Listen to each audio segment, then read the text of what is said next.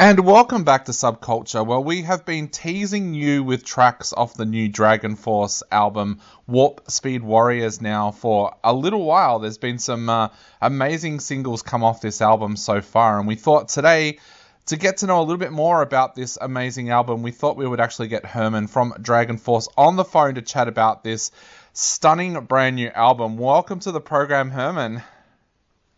Hey, thank you for having me. Thank you so much. No worries. Now, like I said, we've been teasing our listeners for a little while with tracks off this album, and they have absolutely fallen in love with what they've heard so far. So I was wondering if you could tell us a little bit about this album. What can our listeners expect to hear when they sit down and listen to it on the 15th of March? I've been lucky enough to hear it already, but what can our listeners expect on the 15th of March? It's a continuous evolution that we do with Dragonforce, right? We always try to improve every part of it and try to make it better, at least in our mind now. So you pretty much will hear your classic Dragonforce stuff, the fast, melodic, uplifting, epic song, and you've got a little bit of variety, and then we've got some mid-tempo, even the ballad, and some, I would say, some surprises, of a cover song as well to wrap it up. So you got a bit of everything, I think, from the beginning of Dragonforce up to where we are now. It's interesting when you listen to one of your albums, it feels like every time you step into the studio, you try and go bigger and better than the last album. Does that get more difficult as the years go on to be bigger and better every time you release a new album?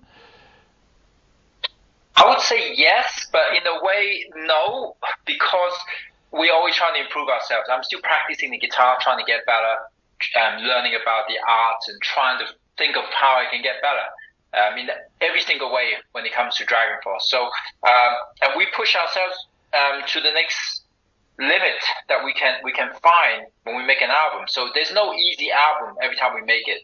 It feels like, it's stressful and hard work, but when we got there at the end, we're happy, because if we don't push ourselves, then it won't be easy. It will be too easy. It's kind of like, it's like you didn't work hard enough on it, Yeah. What's that first few days like for you guys when you start working on a new album? Do you sit down and talk about what you want to achieve with this album? Do you set goals for yourselves? And if so, what were the goals, and what did you want to achieve with the new album? It's pretty spread out the way we make an album, right? We did this, I guess, in the course of 2-3 years, to be honest. So we just kind of went with the flow and just start coming up with ideas how we're going to do it without really kind of overthinking it. We don't want to overthink it because it's music, right? Just kind of come out the way you feel and where you are in your life at this time or at that time. We try to not, predetermine how the song's going to be like. You know what I mean? It just ended up, because most of the time it ends up different. If you try to think, oh, we're going to write this song, we always try to fix it after a while. We listen to it. We don't know what's going to be the first song on the album until way later, like 2 weeks before we finish it. Yeah. Were there anything influencing you guys this time around? Like when you first started to work on it, was there something influencing you with your writing, or did you just want to make a fun album? Because in a way, this does feel like a fun album. I would say the last, I started streaming on Twitch around 2018, I believe. So doing the whole Twitch thing for so many years and being on YouTube as a content creator, I really learned a lot about music in a different way. So I learned that, life is too short to only make Dragonforce album with us playing it. We want to bring some guests and do some collaboration while we can, because there's so many talents in the world. And I've been doing a lot of collab on YouTube and on Twitch. So to do it on the Dragonforce album was something new that we haven't done before. So we have special guests on songs like, I think at least three songs with special guests on it. And you've worked with some absolute superstars on this album. Of course, you've got Nita Strauss on there, you've got Alyssa, you've got Elise. how did you go about picking who you wanted to work with? And of course, Matt Heafy as well. How did you go about picking who you wanted to work with, and then how did you do that initial approach? So Sam and I talked about which songs we think can be would work with another singer or another guitar player. How can we do it? And those are the songs we picked: Astro Warrior, Anthem, Burning Heart, Doomsday Party. And then we thought, oh, what's gonna work? So we picked Matt Heafy because of his style of voice that would work in the verses for that song, Astro Warrior Anthem, needed for a guitar battle, because there's so many guitar solos in that song. I think there's like 13 or something. We can be generous and give someone really cool to do some solos too. And it's, they were our first choice and it happened. With Burning Heart, which is a pretty heavy song, a fast song, a long song, we thought Arch Enemy's singer Alyssa must be the perfect fit for this. Then Elise Reed from AMRAP also, she had the perfect voice we wanted for duet on Doomsday Party. Luckily, they were all our first choice, and they all said yes the first time. We were kind of unsure what we're going to do if they said no, because I don't want to just make it happen with another singer if we don't feel it either, I guess that leads to the question: is there a musician or an artist out there that you dream about working with one day, and why would you like to work with that person? I spoke to quite a few musicians during this album, and I thought maybe they would fit, but we couldn't find a song that would fit. I mean, I'd love to get Steve Vai on one of the songs, obviously, but I'm too afraid to ask Steve, actually. I don't know if this kind of metal is something he wants to be on. But maybe I'll have the guts to ask him sometime. Steve is really cool. I really love Steve, but I don't know. Yeah. Steve Vai is a guitar legend, Oh, Steve's actually been on this show, and I don't know if he listens to us, but if he does, then he definitely knows now that you want to work with him. Yeah, I can actually call him, but I'm not going to do it. Maybe next album. Now, you talked about your guitar playing evolving and you're learning all the time as well. When you sit down and listen to a track like Doomsday Party, your work on that album, on that track, is just absolutely amazing. What was that like, working in the studio and going through tracks like that? Because, like I said, your guitar playing is just amazing on this album.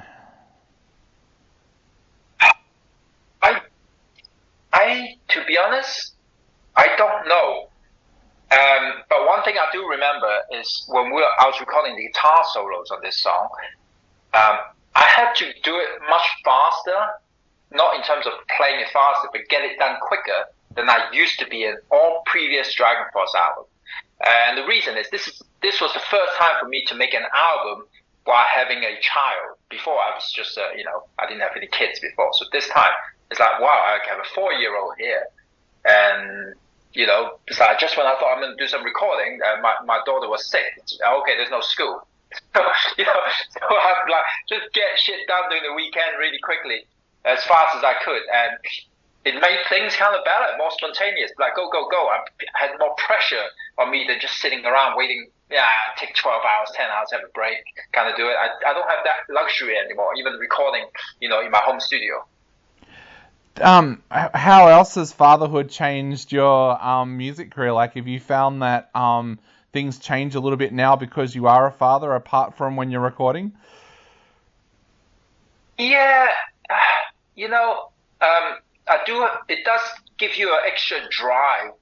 I feel like I didn't have it before. I didn't think I had it. So, having somebody that depends on you, in so many ways, it does give you an extra drive to do better at what you do. So I think she definitely given me an extra edge that I didn't have before. Going back to your playing, like I said, you go to a new level here. Do you feel that you kind of all push each other now as well? Because I would argue that on Killer Queen, Mark's vocals go to a whole new level as well. Do you find that you react to each other? Like when you see each other go to that new level, do you try and go up to that level to match them? You do try to match other people's performances on the album. But even though you always go maximum every time as much as you can, sometimes you don't know how it's going to turn out when you're making an album and doing a recording a part. So hearing some kick-ass vocals does make you think, well, I better do a really good guitar solo here. Otherwise, I don't want to be like I don't want to be that guy, that when you got to that part. I'm really happy with how everybody performed on this album. From drums, bass, everything. Yeah. Going back to Doomsday Party, because I've got to say, I love that track. There feels like there's so much going on in that track. It almost feels like it's got a little bit of an 80s video game vibe with it as well. Was that one of the most fun tracks for you guys to put together for this album? And what kind of things were influencing you when you were working on Doomsday Party? That track, we weren't sure if that was going to be the first song we're going to show the fans on this album, because it was a little bit different from the previous songs that we would release as a first single. Usually we go for a fast song. We've gone for much kind of slower, different kind of tone, dynamics. It was kind of stressful actually working that song, because Sam and I was arguing a lot about how to start that song. I was saying, we should start the guitar solo so it doesn't do the typical chorus stuff. But he said, no, we have to do it this way because we're trying to do some kind of silly, dance video games type of song, metal. But I'm happy how it went in the end, actually.